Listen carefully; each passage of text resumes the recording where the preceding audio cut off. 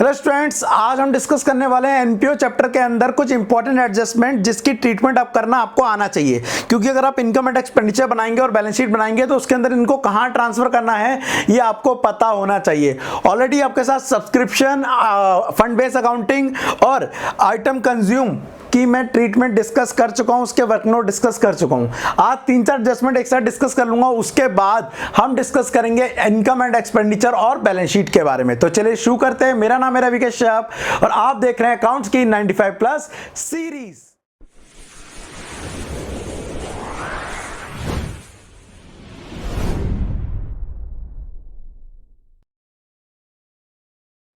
तो स्टूडेंट, जैसा कि आज के टॉपिक में हम डिस्कस करेंगे कुछ इंपॉर्टेंट एडजस्टमेंट। देख लेते हैं कौन कौन सी हैं। सबसे पहले तो आपको पता होगा कोई भी चीज की एक्सपेंस, आउटस्टैंडिंग एंड प्रीपेड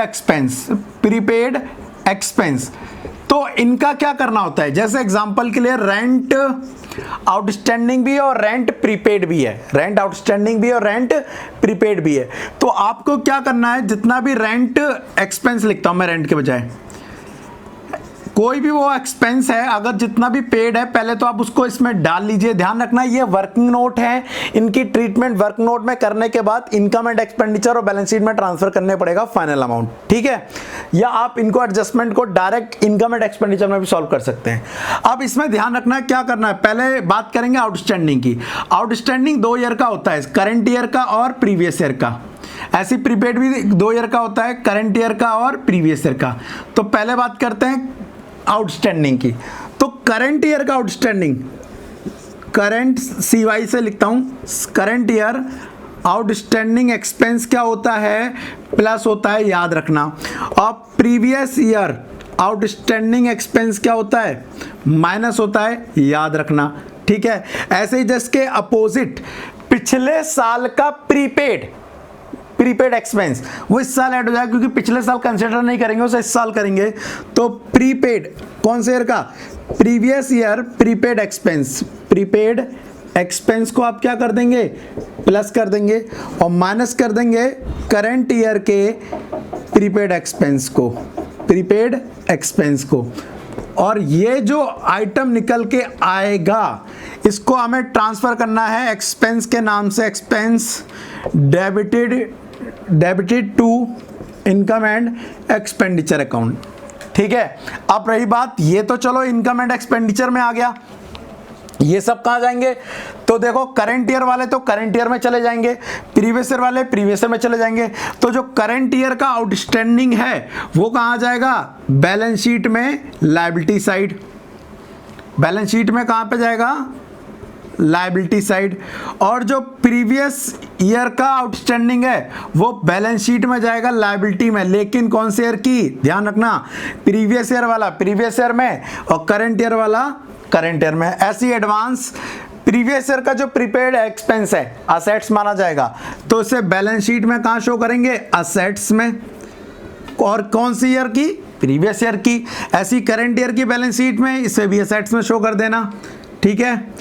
एक एडजस्टमेंट ये इंपॉर्टेंट है जो आती है, ठीक है। इसके साथ आपको दूसरी एडजस्टमेंट बताऊं अगर मैं, तो वो है डेप्रीशिएशन की। अब डेप्रीशिएशन का क्या करते हैं जी, डेप्रीशिएशन का सबसे पहले तो क्या कर देते हैं, लेस फ्रॉम असेट्स। जिस भी असेट्स पे डेप लग रहा है उसमें से लेस कर दो। फॉर एग्जांपल के लिए फर्नीचर पे डेप लग रहा है, फर्नीचर में से लेस कर दो। अगर मशीन पे डेप लग रहा है, मशीन में से डेप लेस कर दो। अगर कोई अदर बुक है उस पे डेप लग रहा है, उसमें से लेस कर दो, ठीक है। तो आप ये वहां डाल देना। दूसरा, इसको क्या करना है आपको, जितना भी डेप लगा है डेप्रीशिएशन उसको शो करना है आपको डेबिट साइड में, debit side of income and expenditure account. Income and expenditure account आपको इसके इनकम एंड एक्सपेंडिचर के डेबिट साइड पे शो कर देना है, और जो असेट्स था उसमें जितना भी डेप है उसे लेस कर देना है, ठीक है। बाद बाकी मैं देख लेता हूं कि कोई एडजस्टमेंट अगर इंपॉर्टेंट होगी, बट मेरे हिसाब से ये वाली एडजस्टमेंट सारी हो चुकी हैं। मैंने आपको फंड बेस्ड अकाउंटिंग सब्सक्रिप्शन बता दिया, कोई असेट्स को सेल कर रहे हैं तो उसकी एडजस्टमेंट बता दी। अच्छा, एक और चीज, असेट सेल की एडजस्टमेंट नहीं बताई आपको। असेट अगर सेल होगा, एग्जाम्पल के लिए उसकी वैल्यू क्या है, नेट बुक वैल्यू है उसकी 40,000, डेप लग गया उस पर 10,000, बची कितनी 30,000, सेल हुई वो 20,000 में, तो कितने का लॉस हो गया 10,000 का। ये क्या है लॉस। लॉस को ध्यान रखना कहाँ डाला जाता है, इनकम एंड एक्सपेंडिचर अकाउंट में डेबिट साइड डाला जाता है। लॉस को इनकम एंड एक्सपेंडिचर अकाउंट में डेबिट साइड डाला जाता है। इन केस अगर प्रॉफिट हो गया तो उसे इनकम एंड एक्सपेंडिचर अकाउंट में सरप्लस साइड, बोले तो इनकम साइड डाल देना, ठीक है। तो ये इंपॉर्टेंट एडजस्टमेंट थी।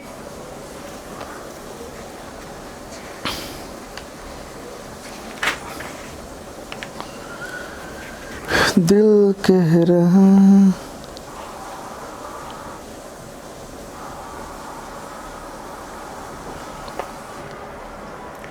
तो मेरे हिसाब से कुछ ये इंपॉर्टेंट एडजस्टमेंट थी जो हम आगे जो एनपीओ के फुल क्वेश्चन करेंगे और या बैलेंस शीट बनाएंगे उसमें यूज होंगी। तो अगर आपको लगता है कोई एडजस्टमेंट रह गई है तो कमेंट करके मुझे बता देना। बाद बाकी इनको एक बार प्रैक्टिस कर लो और अगली वीडियो का इंतजार करो जिसमें हम डिस्कस करने वाले इनकम एंड एक्सपेंडिचर का एक कंप्लीट क्वेश्चन की उसमें डिस्कस करेंगे कि with adjustment income and expenditure कैसे बनाया जाता है। तो वेट करिए अगली वीडियो के लिए, तब तक के लिए thank you, tata and bye bye.